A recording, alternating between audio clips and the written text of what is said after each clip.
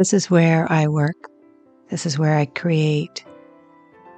This is my forest studio. Wild and lush on the Pacific Northwest coast. I'm looking for the site for my third installation on a year-long project called Listening to the Mother. Land art, earth art, or forest art. These are all words, names to describe working with materials in nature, working with nature as a co-creator. What I look for when I scout around the forest is just that feeling. The project is called Listening to the Mother, and that's what I try and do, that deep listening. The kind that tries to get out of your own head, the kind of listening that you stop analyzing and judging and just follow that creative call. For this third installation, I was drawn to a clearing that had both young growth and quite old growth, and in particular, a group of 3 Douglas firs, one that was quite young, one that was, I would say, at her prime, and one that had already died, yet was still standing and nourishing the group, the area, the forest floor. It's important not to rush through any creative practice, and this is a big reminder for me after 2 other installations that I didn't have to rush and create and get this done. Making drawings, walking around, looking at patterns, and listening to nature, the sounds of the birds and the branches under my feet. Even the quiet was really important to this process. Also important is feeling and playing with the materials. I use primarily materials that are available around where I am. Fallen branches and reeds and rushes, leaves at this time of year. And just playing with them, seeing what does it want to be? What's available to me for now?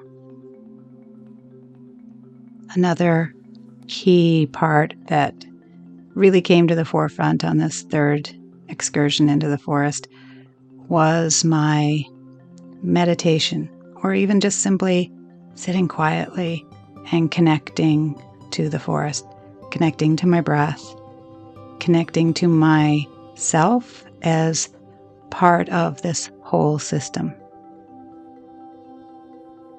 To remind myself, to allow myself that time to enter into a space of imagination and possibility, and away from the expectations of an imposed agenda. Working with all the senses, really tuning into my place in the forest.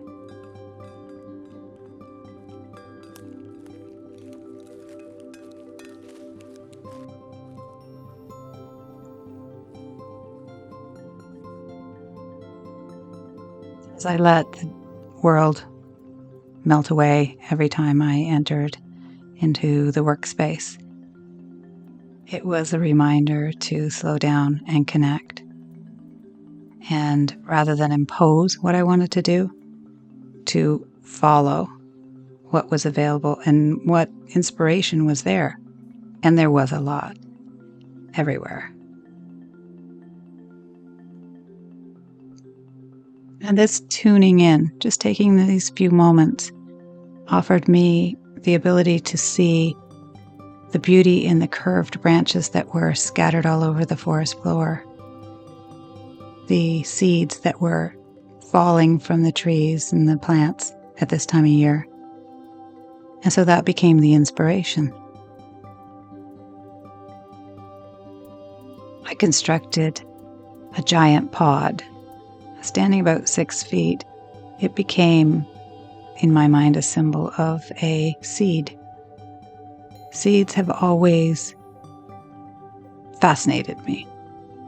They hold everything within their small confines that they're going to be. An acorn holds a whole oak tree. And yet they also hold everything that their ancestors ever went through, ever evolved into. This spoke to me of the whole basis of this project, listening to the Mother Nature, the mother relationships within each of us, the nurturing and the separation that comes with a good mother eventually. It is the cycles, it is the interconnection of everything, of every relationship. It was important to me to bring in that interconnectedness, so I added branches in a web around the base of the trees and rocks to symbolize the solidity as well as the history. The labyrinth or maze of each rock, either natural or woven, and the branches leading up to the pod, the seed, and going higher, reaching for the sun. I felt the seed needed an element of growth, seeds becoming sprouts, becoming seedlings in the forest. And the leaves that were falling in September gave me an inspiration, an answer. I began to sow the leaves that had fallen and turned orange into circles of branches. I wasn't sure this was going to work at all, but that's part of the creative process. Try things, play with things. If it doesn't work, it wasn't wasted. We learn, and we go on and create new things from that so-called failure. Every day, it's important to find our place in relationship to all the forces of the world that are larger than ourselves, the processes, the evolutions, the possibilities.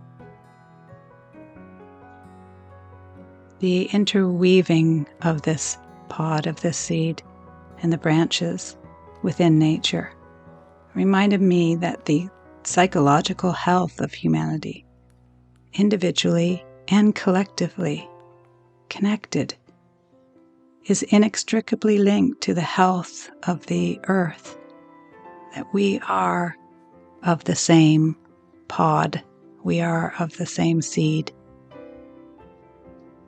large or small. Processes of creativity feed our soul.